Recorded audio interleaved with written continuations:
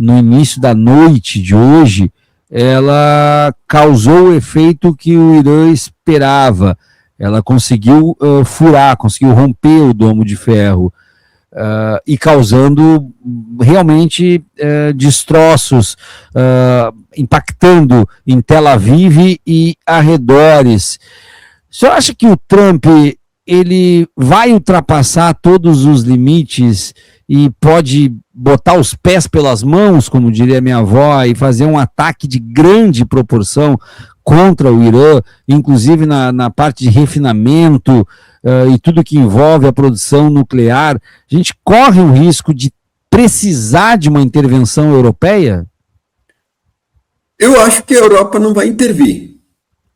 E do Trump pode se esperar qualquer coisa. Então, o que muitos analistas estão dizendo? Que Israel entrou nessa guerra com uma estratégia clara e o Trump entrou nessa guerra com estratégia nenhuma. Quer dizer, entrou meio que na aventura, aí, puxado por Israel, tudo mais tal.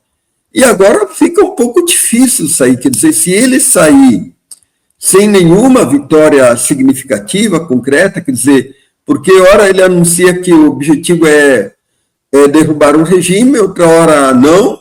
Quer dizer, então há uma confusão no governo norte-americano, não se sabe o que efetivamente ele quer. E isso é um jogo perigoso, porque tendo em vista que o Trump é uma pessoa imprevisível, pode vir qualquer coisa daí inclusive, digamos assim, um ataque maciço com consequências imprevisíveis contra o Irã, né? Quer dizer, então, infelizmente, a gente está diante de um personagem que joga com a imprevisibilidade em vários aspectos, não só no aspecto militar e da guerra, que é o mais perigoso, mas também, como você viu recentemente, no aspecto das tarifas, quer dizer, da bagunça completa do comércio internacional, da desorganização do comércio internacional, da instabilização completa do mundo. Pois é. Vocês estão vendo agora nesse momento na tela, gente, os registros que estão circulando pelas redes do furo ao domo de ferro da chuva de mísseis do Irã desta noite. E lembrando que isso foi amplamente noticiado também pela imprensa, a troca de estratégia do Irã da Guerra dos 12 Dias para essa de agora. Então, investindo em chuvas de mísseis para desgastar o domo e conseguir entrar, e está dando certo. Essas são as informações e essas são as imagens.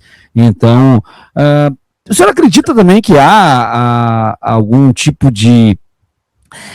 pode o Irã ser subestimado pelos Estados Unidos, ou em 2026, em matéria de guerra, ninguém subestima mais ninguém? O problema todo são os objetivos que foram definidos.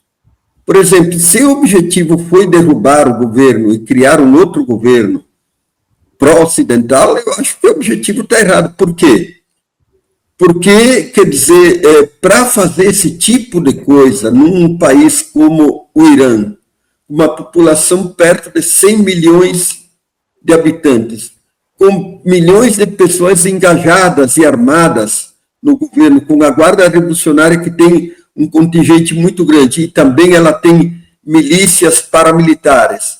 Quer dizer, então, para você derrotar essa estrutura militar, só entrando com tropas. E só entrando com tropas, quer dizer, nós sabemos que é muito arriscado, quer dizer, seria uma guerra prolongadíssima, de meses ou até de ano, e isso, quer dizer, eu acho que seria muito impactante do ponto de vista negativo para o Trump, até por tudo que ele defendeu lá, até porque hoje tem uma ala da direita trumpista que é contra a guerra, quer dizer, está dizendo que a guerra o Trump entrou numa guerra que é de Israel, que não é dos Estados Unidos, dizendo que o Trump está negando aquilo que ele afirmou durante a campanha. Então, tem vários problemas. Então, se o Trump e Israel definiram como objetivo acabar com o regime, eu acho que foi um tiro no pé. Agora, eles também podem ter feito o seguinte cálculo: vamos enfraquecer militarmente o Irã, o poderio bélico-militar do Irã para que a população articule uma insurreição e tome o poder. Não é isso que está se verificando, porque, quer dizer, quando uma população é atacada por um inimigo estrangeiro, particularmente o inimigo sendo Israel, quer dizer, ela se recolhe e reage contra a agressão internacional, contra a agressão estrangeira. Então, acho que os cálculos políticos foram errados. Agora, isso vai provocar consequências que nós não sabemos quais são. Quando você diz que o cálculo político foi errado, isso também em relação às eleições de meio de mandato nos Estados Unidos? O Trump pode se complicar definitivamente, ou ele estaria justamente tentando uma última cartada numa derrota iminente na eleição de meio de mandato? Bom, esse ano temos eleições em Israel e nos Estados Unidos. Quer dizer, o Netanyahu fez um jogo para ganhar a eleição. Quer dizer, ele quer sair com uma vitória, algum tipo de vitória, antecipar as eleições e conseguir a maioria no parlamento para continuar como primeiro-ministro. O Trump, ele vem caindo nas pesquisas, ele não está numa situação confortável nos Estados Unidos.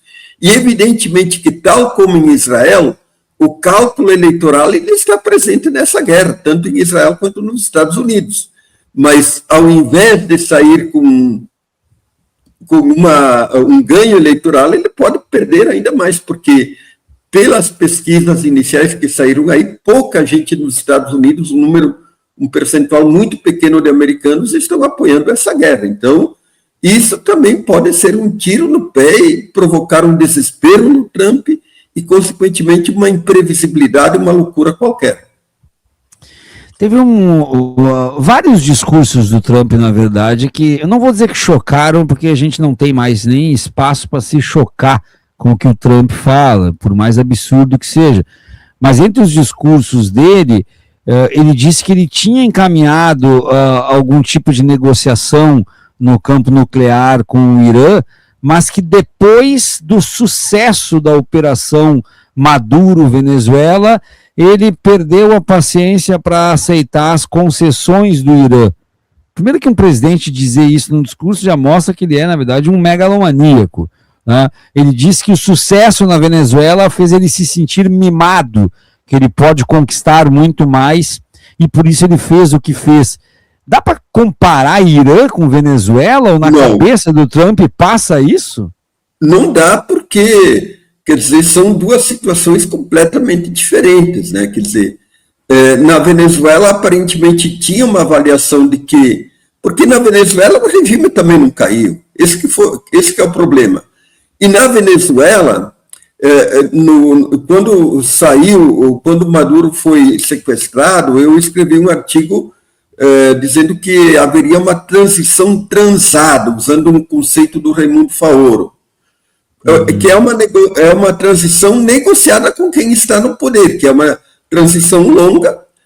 Aparentemente não havia saída para os remanescentes do governo Maduro, e foi o que eles fizeram, um acordo que garante a sobrevivência do regime e, por outro lado, garante objetivos para os Estados Unidos. No Irã, isso não é possível, até porque tem a questão de Israel envolvido, tem um terceiro elemento envolvido.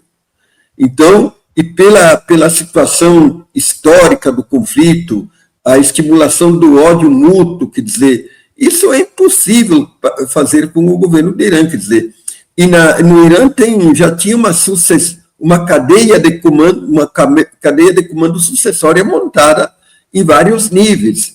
E, ao contrário do que se pensa, no Irã, o poder não se concentrava só no Ayatollah. Quer dizer, existe uma distribuição de poder em várias esferas, em várias camadas, em várias instituições, até o poder militar, quer dizer, existe o exército tradicional e existe a guarda revolucionária, que tem autonomias relativas. Então, com essa complexidade do arranjo do poder no Irã, se tornaria absolutamente impossível fazer aquilo que ele fez na Venezuela.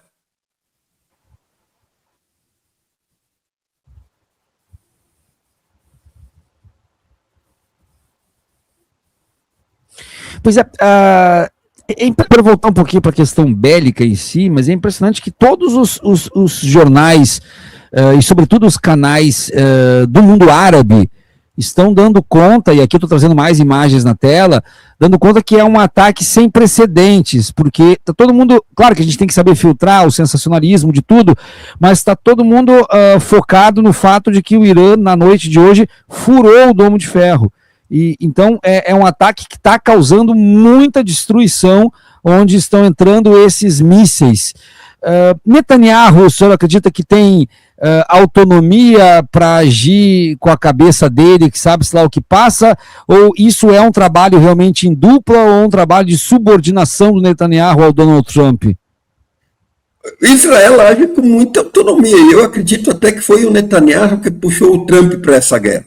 Eu quase tenho certeza que aconteceu isso.